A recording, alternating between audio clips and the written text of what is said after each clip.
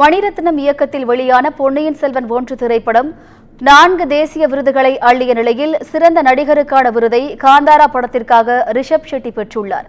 2022 தேசிய திரைப்பட விருதுகள் ஒரு பார்வை காணலாம் இந்த செய்தி தொகுப்பில். Best Tamil film is Ponniyin Selvan Part 1, producer Madras Talkies, director Mani Ratnam.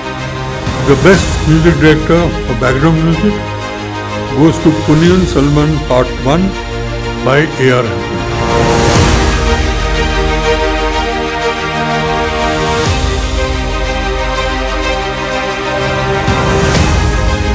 எதிர்பார்ப்புகளுக்கு மத்தியில் 70வது தேசிய திரைப்பட விருதுகள் அறிவிக்கப்பட்டுள்ளது.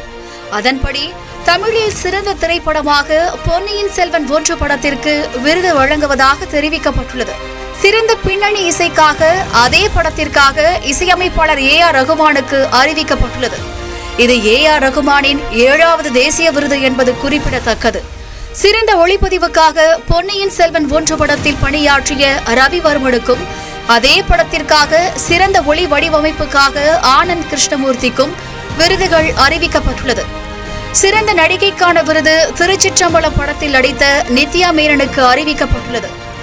இதே படத்தில் மேகம் கருக்காதா பாடலில் பணியாற்றிய ஜானி சதீஷ் ஆகியோருக்கு சிறந்த நடன இயக்குநருக்கான விருது வழங்கப்படுவதாகவும் தெரிவிக்கப்பட்டுள்ளது.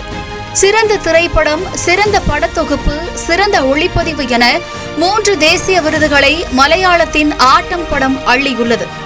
நடன கலைஞருக்கு நேர்ந்த பாலியல் தொந்தரவு தொடர்பாக ஆட்டம் திரைப்படம் எடுக்கப்பட்டது குறிப்பிடத்தக்கது.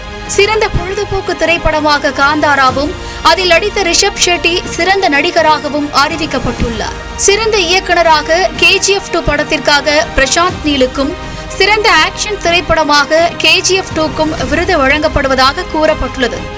சிறந்த சண்டை பயிற்சி இயக்குநர்களாக அதே படத்திற்கு அன்பறிவு இரட்டை சகோதரர்களுக்கு அறிவிக்கப்பட்டுள்ளது. சிறந்த பின்னணி பாடகருக்கான விருது பிரம்மோஸ்திரம் 1 படத்திற்காக அர்ஜித் சிங்குக்கும், சிறந்த பின்னணி பாடகிக்கான விருது சவுதி வெள்ளக்கா படத்திற்காக பாம்பே ஜெயஸ்ரீக்கும் அறிவிக்கப்பட்டுள்ளது.